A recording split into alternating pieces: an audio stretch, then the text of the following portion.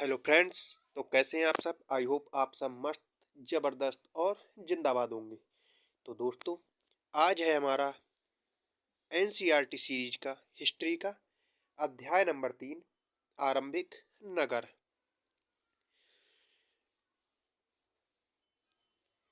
तो चलिए क्लास की शुरुआत करते हैं। क्लास अच्छी लगे तो क्लास को लाइक और चैनल पर नए हो तो चैनल को सब्सक्राइब जरूर कर दीजिए।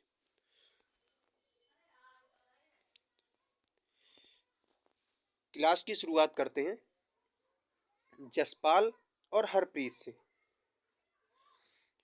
जसपाल और हरप्रीत अपने घर के पास गली में क्रिकेट खेल रहे थे और इन्होंने देखा कि कुछ लोग उस खंडर की तारीफ कर रहे थे जिसे वो भूतिया घर कहते थे। और एक ही इसकी वास्तुकला को देखो, क्या आपने कहीं लकड़ी पर इतनी सुंदर नक्काशी देखी है? और दूसरी महिला ने कहा, हमें मंत्री जी को पत्र लिखकर कहना चाहिए कि वह इस खूबसूरत घर को सुरक्षित रखने के लिए इसकी मरम्मत कराने की व्यवस्था करें। तो बच्चे सोचते हैं कि इस पुराने खंडर से लोगों को इतना लगाव क्यों हो सकता है। तो अब हम बात करते हैं हड़प्पा की कहानी की। अक्सर पुरानी इमारतें अपनी कहानी बताती हैं और लगभग 150 साल पहले जब पंजाब में पहली बार रेलवे लाइनें बिछाई जा रही थी, तो इस काम में जुटे इंजीनियरों को अचानक हड़प्पा पुरा स्थल मिला, जो आधुनिक पाकिस्तान में है। उन्होंने सोचा कि ये एक ऐसा खंडर है जहां से अच्छी ईंटें मिलेंगी। ये सोचकर वे हड़प्पा के खंडरों से हजारों ईंटें उखाड़ ले गए और जिससे उन्होंने रेलवे लाइन बिछाई और इससे कई इमारतों को पूरी तरह नष्ट हो गई। इसके बाद लगभग 80 साल पहले पुरातत्वविदों ने इस स्थल को ढूंढा और तब पता चला कि ये खंडर उपमहाद्वीप के सबसे पुराने शहरों में से एक है। क्योंकि इस नगर की खोज सबसे पहले हुई थी, इसलिए बाद में मिलने वाले इस तरह के सभी पुरास्थलों में जो भी इमारतें चीजें मिली उन्हें हड़प्पा सभ्यता की इमारत कहा गया। और इन शहरों का निर्माण लगभग 4700 साल पहले हुआ था। अब बात करते हैं कि इन नगरों की क्या विशेषता थी। इन नगरों में कई को दो या दो से अधिक ज्यादा हिस्सों में विभाजित किया गया था। प्रायः पश्चिमी भाग छोटा था लेकिन ऊंचाई पर बना हुआ था और पूर्वी भाग इसका बड़ा था लेकिन ये निचले इलाकों में था। ऊंचाई वाले भाग को पुरातत्वविदों ने नगर दुर्ग कहा था। इसकी ईंटों पर इतनी अच्छी पकी हुई थी कि हजारों साल बाद आज तक उनकी दीवारें खड़ी रहीं। और दीवार बनाने के लिए ईंटों की चिनाई इस प्रकार करते थे जिससे कि दीवारें खूब मजबूत रहें। कुछ नगरों के नगर दुर्ग के में कुछ खास इमारतें बनाई गई थी। मिसाल के तौर पर मोहनजोदड़ो में खास तालाब बनाया गया था जिसे पुरातत्वविदों ने महान स्नानागार की संज्ञा दी है। इस तालाब को बनाने में ईंटों और प्लास्टर का प्रयोग किया गया था। इसमें पानी का रिसाव रोकने के लिए प्लास्टर के ऊपर चारकोल की परत चढ़ाई गई थी और इस सरोवर में दो तरफ से उतरने के लिए सीढ़ियां भी बनाई गई थी और चारों ओर कमरे बनाए गए थे।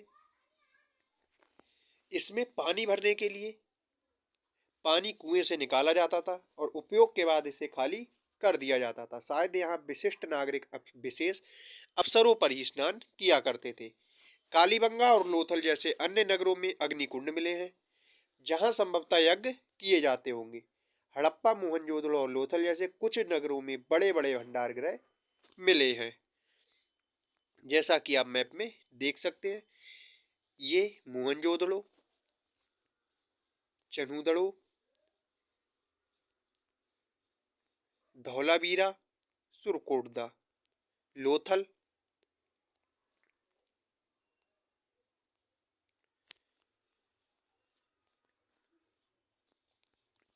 ये महान स्नानागार जिसमें उतरने के लिए सीढ़ियां बनी हुई हैं। भवन, नाले और सड़कें। इन नगरों में आम तौर पर एक दो मंजिलें होते थे और घर के आंगन के चारों ओर कमरे बनाए जाते थे। अधिकांश घरों में एक अलग स्नानागार होता था और कुछ घरों में कुछ कुएं भी होते थे। कई नगरों में ढके हुए नाले थे और इन्हें सावधानी से सीधी लाइन में बनाया जाता था। हर नाली में हल्की ढलान होती थी ताकि पानी आसानी से बह सके, और अक्सर घरों की नालियों को सड़कों की नालियों से जोड़ दिया जाता था, जो बाद में बड़े नालों में जाके मिल जाती थी। और नालों के ढके होने के कारण इनमें जगह जगह पर मेन होल बनाए जाते थे, जिनके जरिए इनकी देखभाल और सफाई की जा सके। घर, नाले और सड़कों का निर्माण योजनाबद्ध तरीके से एक साथ ही किया जाता था।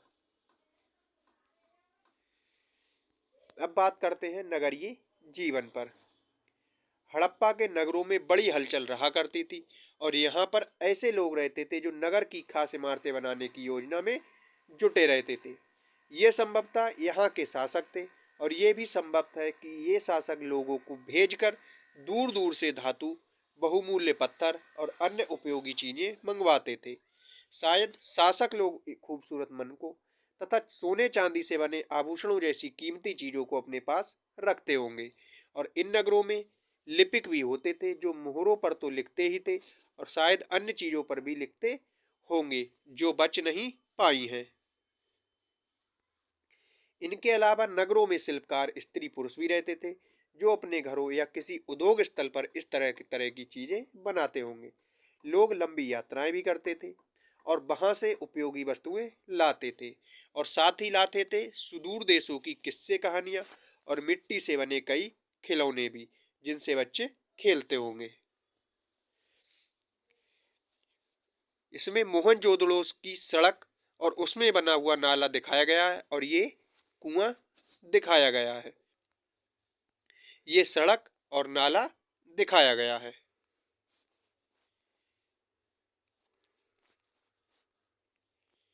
नए नगर शिल्प और नगर। कुछ ऐसी चीजों के बारे में अध्ययन करेंगे जो हड़प्पा नगरों से प्राप्त हुई हैं, और पुरातत्वविदों को जो चीजें वहां मिली हैं उनमें अधिकतर पत्थर, शंख, तांबे, कांसे, सोने और चांदी जैसी धातुओं से बनाई गई थी। तांबे और कांसे से औजार, हथियार, गहने और बर्तन बनाए जाते थे, और सोने और चांदी से गहनों और बर्तन बनाए जाते थे। यहाँ मिली सबसे आकर्षक वस्तुओं में उनके मनके, बाट और फलक थे, जैसा कि आप चित्र में देख सकते हैं।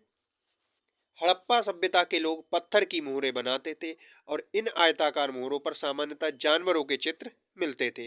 हड़प्पा सभ्यता के लोग काले रंग से डिजाइन किए हुए खूबसूरत लाल मिट्टी के बर्तन भी बनाते थे।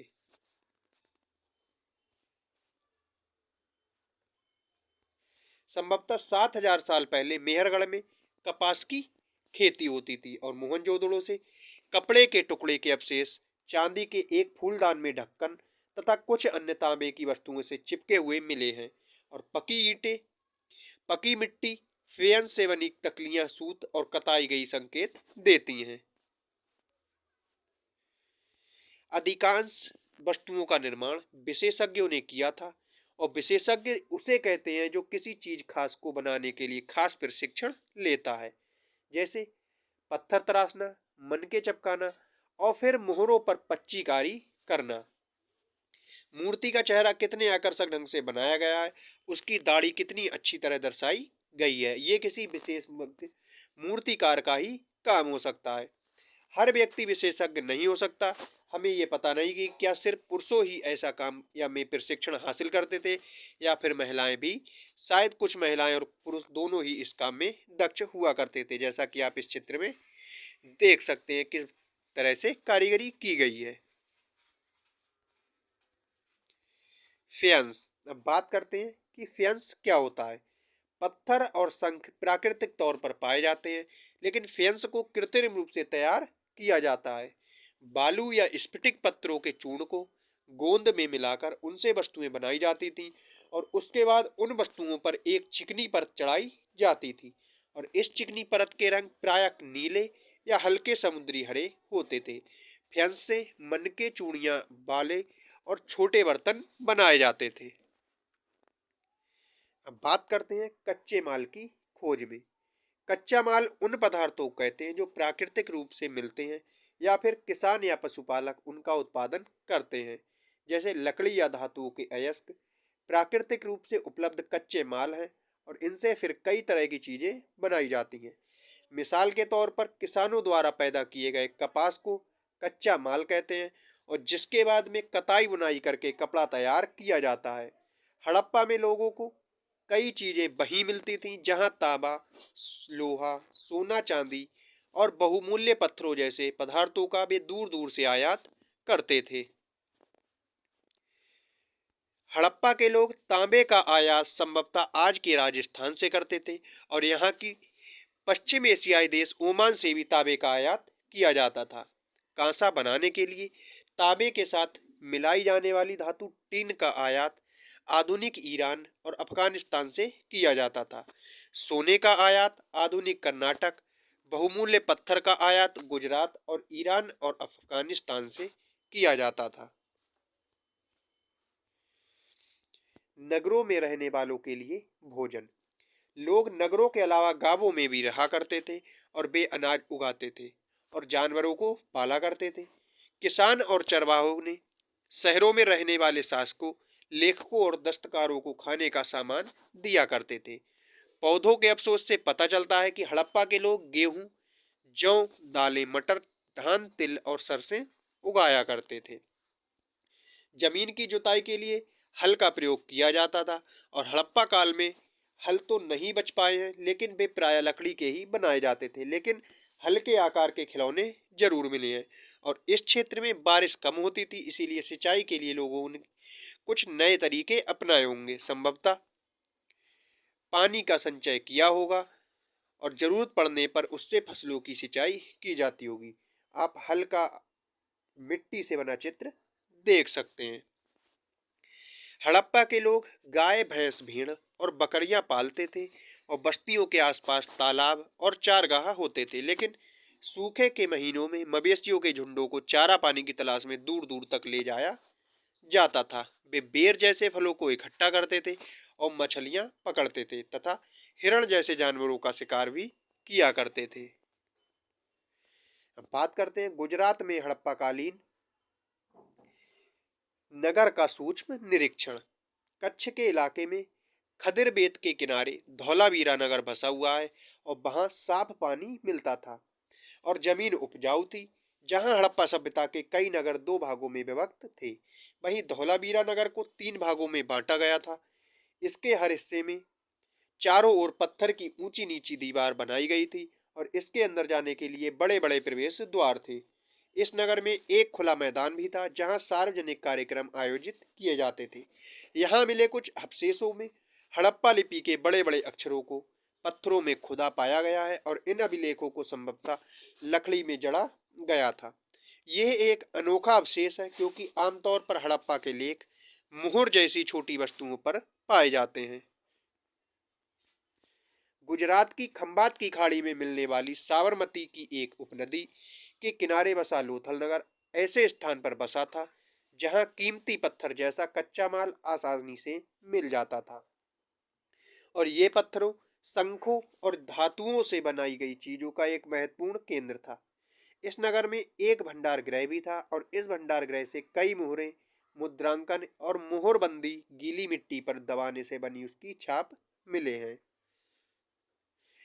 लोथल का बंदरगाह, ये बड़ा तालाब लोथल का बंदरगाह रहा होगा जहां समुद्र के रास्ते आने वाले सभी नावें रुकती थी। संभवतः यहाँ पर माल उतारा और चढ़ाया जाता था। यहाँ पर एक इमारत भी मिली है जहां संभवतः मनके बनाने का काम होता था और पत्थर के टुकड़े, अधबने मनके बनाने वाले उपकरण और तैयार मनके भी यहाँ मिले हैं। मुद्रा या मुहर, मुद्रांकन या मोहरबंदी। मुहरों का प्रयोग सामान से भरे उन डिब्बों या थैलों को चिन्हित करने के लिए किया जाता था जिन्हें एक जगह से दूसरी जगह भेजा जाता था। थैले थैले को बंद करने के बाद उनके मुहाने पर गीली मिट्टी पोतकर उन पर मुहर लगाई जाती थी। मुहर की छाप को मुहरबंदी कहते हैं। अगर ये छाप टूटी हुई नहीं होती थी तो ये साबित हो जाता था कि सामान के साथ छेड़छाड़ नहीं हुई है। अब बात करते हैं सभ्यता के अंत का रहस्य कि सभ्यता का अंत किस प्रकार हुआ। लगभग 3900 साल पहले एक बड़ा बदलाव देखने को मिलता है। अचानक लोगों ने इन नगरों को छोड़ दिया।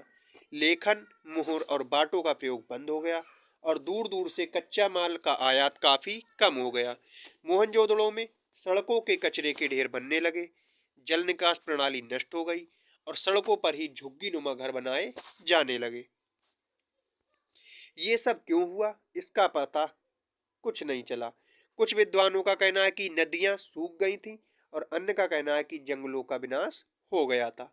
इसका कारण ये हो सकता है कि ईंटें पकाने के लिए ईंधन की जरूरत पड़ती थी। इसके अलावा मवेशियों के बड़े बड़े झुंडों से चारगाह और घास वाले मैदान समाप्त हो गए होंगे। कुछ इलाकों में बाढ़ आ गई, लेकिन इन कारणों से ये स्पष्ट नहीं हो पाता है कि सभी नगरों का अंत कैसे हो गया, क्योंकि बाढ़ और नदियों के सूखने का असर कुछ ही इलाकों में हुआ होगा। ऐसा लगता है कि शासकों का नियंत्रण समाप्त हो गया और जो भी हुआ वो परिवर्तन का बिल्कुल असर बिल्कुल साफ दिखाई देता है। आधुनिक पाकिस्तान के सिंध और पंजाब की बस्तियां उजड़ गई थीं। कई लोग पूर्व में और दक्षिण के इलाकों में नई छोटी बस्तियों में जाकर बस गए थे और इसके लगभग 1400 साल बाद नए नगरों का विकास हुआ और इनके बारे में हम अध्याय 5 और 8 में पढ़ेंगे।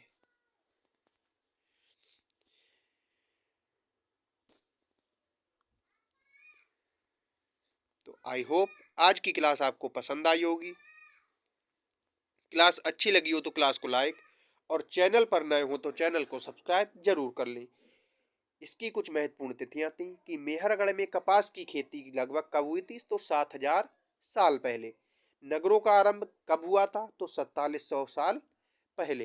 हड़प्पा के नगरों के अंत की शुरुआत कब से हुई, तो 3900 साल पहले से हुई और अन्य नगरों का विकास लगभग 2500 साल पहले हुआ था। तो आज की क्लास यहीं समाप्त होती है। मिलते हैं कल अगली क्लास के साथ।